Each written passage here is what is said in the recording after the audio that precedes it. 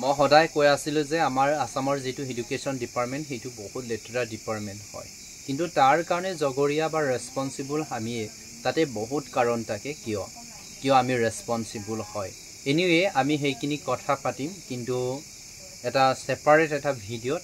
কিন্তু এটা কথা মনত ৰাখিছেনে, দুদিনমানৰ আগতে PGT GT টিচাৰৰ কাৰণে টেট পাতিলে TCR। চ' এইখিনিৰ ক্ষেত্ৰত কি বিসংগতি হৈছে, টেট অনুষ্ঠিত কৰি পেলাই কেনেধৰণে বেখুবাওনা আৰম্ভ কৰিছে মই কোৱা নহয়, আমাৰ কিছুমান GT PGT পাৰ্টিয়ে কৈছে, বিশেষকৈ হিন্দী টিচাৰৰ ক্ষেত্ৰত। চ' সেইখিনি আমি শুনি লওঁ কি হৈছে, আচলতে কি হৈ আছে ছিষ্টেমবিলাক।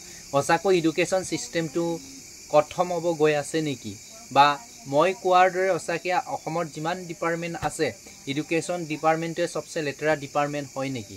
আপোনালোকে সেই কথাটো কেতিয়াবা চিন্তা কৰেনে? যদি চিন্তা কৰে তেতিয়াহ'লে কমেণ্ট ছেকশ্যনত কমেণ্ট কৰি জনাব। আৰু আমি এতিয়া শুনি ল'ম যে TCRE বা হিন্দী টিচাৰৰ ক্ষেত্ৰত কি হৈছে, GT আৰু PGTৰ ক্ষেত্ৰত কি হৈছে।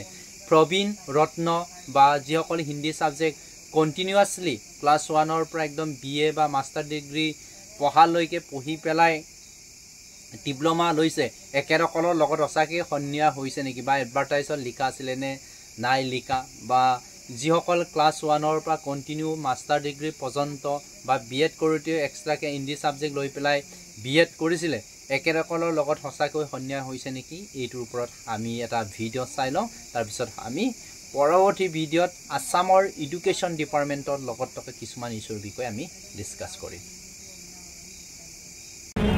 আচলতে টেট কাম ৰিক্ৰুটমেণ্ট যিটো টেষ্ট পতা হৈছিল তাতে এখন কমন পেপাৰ আহিছিল, তাতে আমি সকলোৱে পৰীক্ষাত বহিছিলোঁ আৰু তাতে মানে হিন্দী পদৰ কাৰণে মানে কি কৰিছিল, বিজ্ঞাপন উলিয়াইছিল, হিন্দীয়ে হওক বা সংস্কৃতে হওক বা মেথছে হওক, তেনেকৈ এক্সট্ৰাকৈ উলিয়াইছিল।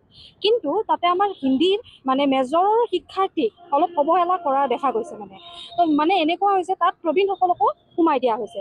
প্ৰবীণটো মানে ধৰক আমাৰ বিভিন্ন ষ্ট্ৰীমৰ, যেনে ধৰক ছায়েন্স, আৰ্টছ, কমাৰ্চ আৰু বিভিন্ন ষ্ট্ৰীমৰ বিভিন্ন ছাবজেক্টৰ মানুহে মানে প্ৰবীণ পৰীক্ষাটো দি বছৰত এবাৰ পৰীক্ষাটো দি পেলাই মানে 50% মাৰ্ক লৈ পেলাই তেওঁলোকে তাত এপ্লাই কৰিব পাৰিছে। কিন্তু আমি মেজৰখিনিৰ কথা মানে ইয়াতে ইমান এটা বেছি গুৰুত্ব দিয়া নাই, আমি তাত মানে অৱহেলিত হৈছোঁ। মানে এনেকুৱা হৈছে আমি ধৰক ক্লাছ 5ৰ পৰা প্ৰত্যেকে আমি হিন্দী পাইছোঁ, এইটো কমন পেপাৰ থাকে আপোনালোকে জানে। তো ক্লাছ 5ৰ পৰা যেতিয়া পঢ়ি আহিছিলোঁ, ক্লাছ 8ত আমাক দিছিল ইলেক্টিভ ছাবজেক্ট হিচাপে চইচ কৰাৰ কাৰণে, আৰু যিয়ে ভাবিছিল যে হিন্দীটো পাৰিম তেওঁলোকে ক্লাছ 8ত হিন্দীটো লৈছিল। আৰু ক্লাছ 8ত যেতিয়া হিন্দীটো লৈ আমি মেট্ৰিক পাছ কৰিছিলোঁ, আৰু তাত যেতিয়া আমাৰ মাৰ্কছ ঠিকেই আছিল তেতিয়া আমাক মানে অপশ্যন দিয়া হৈছিল যে আমি হিন্দী ল'ম নে নলওঁ। আৰু যিহেতু হিন্দীটোক আমি প্ৰায়ৰিটি দিছিলোঁ, ভাল পাইছিলোঁ, সেইকাৰণে আমি হাই ছেকেণ্ডাৰীটো হিন্দী ছাবজেক্টটো লৈছিলোঁ। আৰু হাই ছেকেণ্ডাৰীত যেতিয়া হিন্দী ছাবজেক্টটো লৈ আমাৰ মাৰ্কটো ঠিকেই আছিল, তেতিয়াহে আমি মেজৰত মানে পাইছিলোঁ ছিটটো। চবেইতো মেজৰত ছিট নাপায়, হাই ছেকেণ্ডাৰী আৰু HSLCত থাকিব লাগিব, তাৰপিছতে ডিগ্ৰীটো মানে মেজৰ হিচাপে আমি ল'ব পাৰিম। আৰু মেজৰ হিচাপে লৈ যেতিয়া আমি মেজৰ কোৱালিফাই কৰিলোঁ বা অনাৰ্ছ আমি ৰখাৰ পিছত আমাৰ MA ৰ কাৰণে যেতিয়া আমাৰ পৰীক্ষা হৈছিল, তাতো আমাৰ হিন্দীৰ এখন এণ্ট্ৰেঞ্চ পেপাৰ হৈছিল তেজপুৰ ইউনিভাৰ্চিটিত। যেতিয়া মানে হিন্দীৰ এখন এণ্ট্ৰেঞ্চ পেপাৰ হৈছিল, তেতিয়া আমি সেই পেপাৰখন মানে ক্লিয়াৰ কৰি পেলাইহে আমি হিন্দীত MA কৰিব পাৰিছিলোঁ। আৰু তাৰপাছত যেতিয়া আমি BEd কৰিছিলোঁ, BEdতো আমাৰ এখন মেথড পেপাৰ হিন্দী হিচাপে আছিল। তো আমি প্ৰতিটো সময়তে হিন্দীক প্ৰায়ৰিটি হিচাপে দি পেলাই আমি আগবাঢ়িছিলোঁ।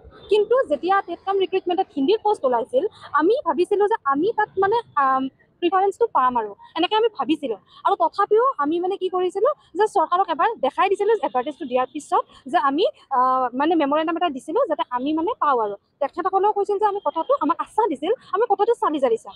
এতিয়া যিদিনা আমাৰ ৰিজাল্ট ওলাল হিন্দী ডিপাৰ্টমেণ্টৰ, যিদিনা আমাৰ ৰিজাল্টটো ওলাল, সেইদিনা আমি গম পালোঁ যে আমাৰ মেজৰৰ 80% মানুহে চাকৰি পোৱা নাই। আৰু যিখিনিয়ে পাইছে তেওঁলোকৰ হয়তো ছায়েন্স আছিল, কমাৰ্চ আছিল, আৰ্টছ আছিল, আৰু তেওঁলোকৰ বিভিন্ন ছাবজেক্ট থাকিব পাৰে, বাট তেওঁলোকে মেজৰ হিচাপে লোৱা নাছিল।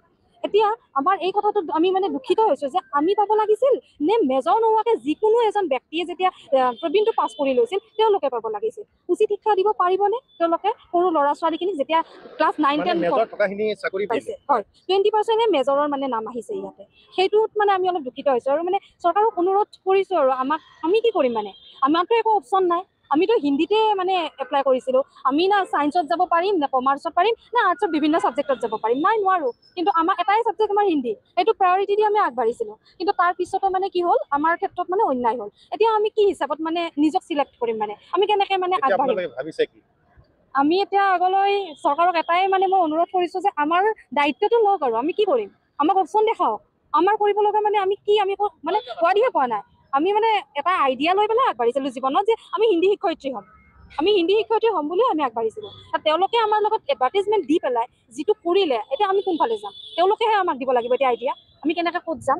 প্ৰথমে আমাৰ সন্মানীয় সাংবাদিকসকলক ধন্যবাদ জনাইছোঁ। এতিয়া আমাৰ কথাটো হ'ল যে আপোনালোকে জানে কিছুদিন আগতে টেট কাম ৰিক্ৰুইটমেণ্টৰ গ্ৰেজুৱেট টিচাৰ হিন্দীৰ ৰিজাল্ট দিছে। তো আমি তাতে দেখা পাইছোঁ আমাৰ হিন্দীৰ মেইন ষ্ট্ৰীমৰ ষ্টুডেণ্টবোৰৰ লগত প্ৰাৰ্থীবোৰৰ লগত অন্যায় কৰা হৈছে, য'ত এই অন্যায়সমূহ এনেকুৱা ধৰণৰ যে আমি 3 বছৰ মেজৰ লৈ গ্ৰেজুৱেশ্যনত হিন্দী মেজৰ লৈ গ্ৰেজুৱেশ্যন কমপ্লিট কৰিছোঁ ইউনিভাৰ্চিটিৰ আণ্ডাৰত, ইউনিভাৰ্চিটিত সায়েন্স আৰ্টছ গোটেইখিনি বেলেগ ছাবজেক্টৰ গোটেইখিনিয়ে কম্পিটিশ্যন কৰিছে, যাৰ কাৰণে আমাৰ লগত এটা অন্যায় হৈছে আৰু আমাৰ কম্পিটিশ্যন বাঢ়ি যোৱাৰ ফলত আমি মেজৰবোৰে বঞ্চিত হৈছোঁ। আৰু এইটোৰো আমি আহ্বান জনাওঁ চৰকাৰক যাতে আমাৰ ইয়াৰ এটা সঠিক ব্যৱস্থা কৰে, যাতে